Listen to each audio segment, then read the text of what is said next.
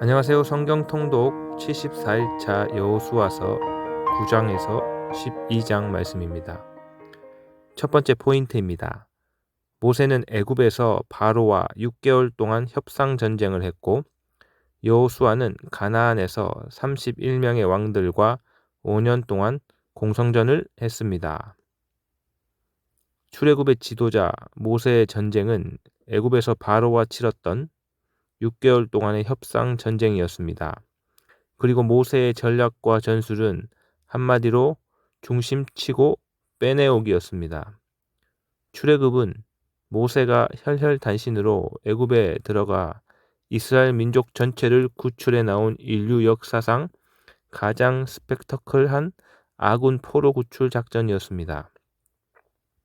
한편 가나안 정복 전쟁은 여호수아가 훈련된 60만 명의 만나 세대를 이끌고 가나안으로 돌진해 들어가서 영토를 차지하는 공성전 전쟁이었습니다.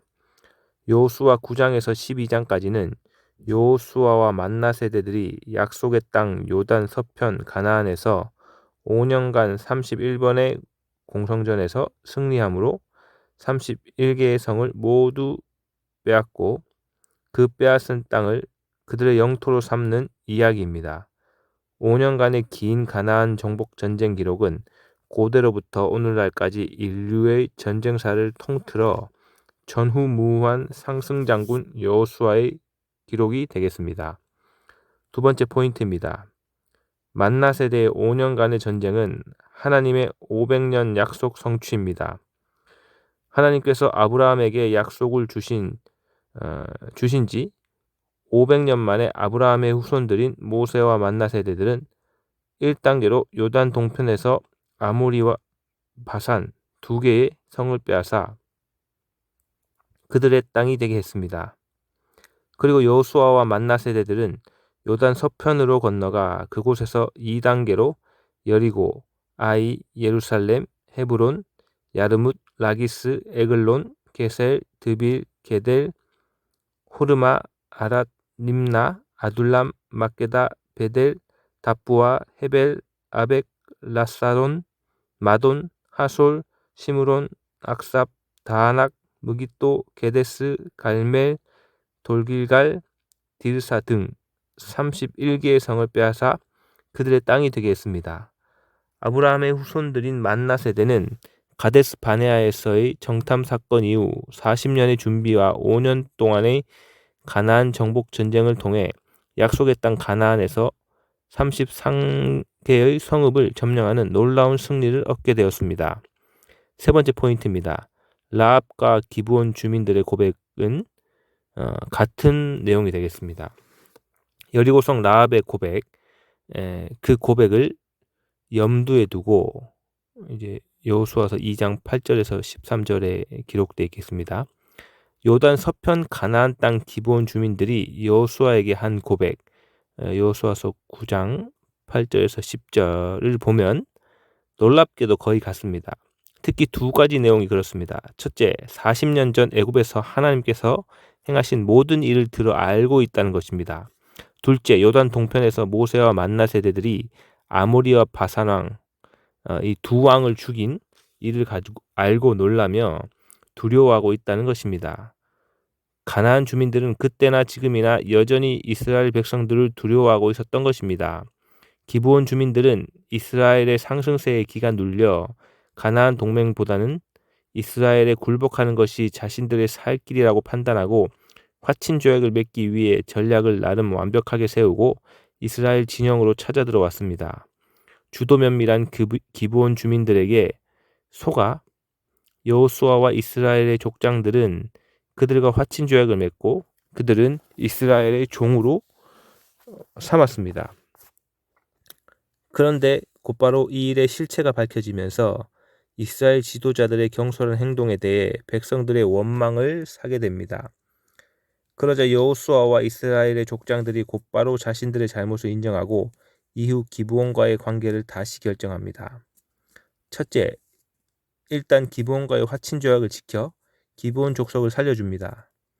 둘째, 기브온 주민들로 하여금 여호와의 택하신 곳에서 나무를 패고 물깃는 종으로 섬기게 합니다. 이는 기브온의 우상 숭배나 악한 가나안 풍속이 행여 이스라엘로 침투하지 못하도록 성막에서 일하게 한 것으로 보입니다.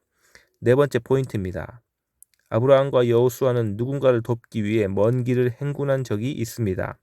이스라엘과 화친을 맺은 기브온 주민들이 위기에 처하자 여호수아에게 도움을 요청합니다. 이때 기브온을 구하기 위해 여호수아는 2만여 명의 군인을 이끌고 길갈에서 기브온까지 38km를 밤새도록 행군하여 새벽에 도착했습니다. 오래전 아브라함이 조카 롯을 살리기 위해 318명과 함께 행군한 일이 있었습니다. 창세기 14장에 기록되어 있겠습니다. 여호수아와 2만여 명의 군인들은 기브온을 위해 이른 새벽에 전쟁터에 도착한 후 기습적으로 아모리 족속 5개 동맹국을 공격합니다. 그러자 그들은 싸울 정신도 없이 일단 도망하기에 급급합니다. 그런데 아직 싸움이 끝나지 않는 상황에서 해가 지기 시작한 것입니다. 이때 여호수아가 하나님께 기도하자 태양이 지지 않고 여호수아의 군대가 이길 때까지 멈추는 기적이 일어납니다. 여호수아서 10장 12에서 14절에 기록되어 있겠습니다. 결국 이 전쟁으로 인해 아모리 족속 5개 동맹국은 완전히 진멸됩니다. 이렇게 여호수아는 여리고성 공성전에 이어 또 한 번의 기적과 같은 방법으로 전쟁에서 승리를 거두게 됩니다. 여호수아와 만나 세대는 또다시 놀라운 전쟁사의 한 페이지를 역사에 남기게 됩니다. 5번째 포인트입니다. 두려움이 없으면 용기도 없습니다. 40년 전 자신들이 메뚜기 같다고 그렇게 말한 출애굽 세대들의 후손인 만나 세대들이 40년 만에 아낙 자손들을 그 땅에서 점령합니다.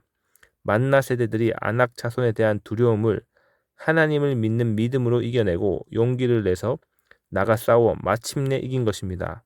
두려움 앞에서 더 비굴해져서 떨 수 있고 오히려 믿음으로 용기를 내어 이길 수도 있습니다.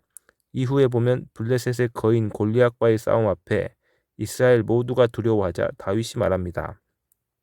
다윗이 사울에게 말하되 그로 말미암아 사람이 낙담하지 말 것이라 주의 종이 가서 저 블레셋 사람과 싸우리이다. 사무엘상 17장 32절 말씀입니다. 여호수아도 다윗도 두려움을 이기고 하나님께서 주시는 용기로 모든 전쟁에서 승리했습니다.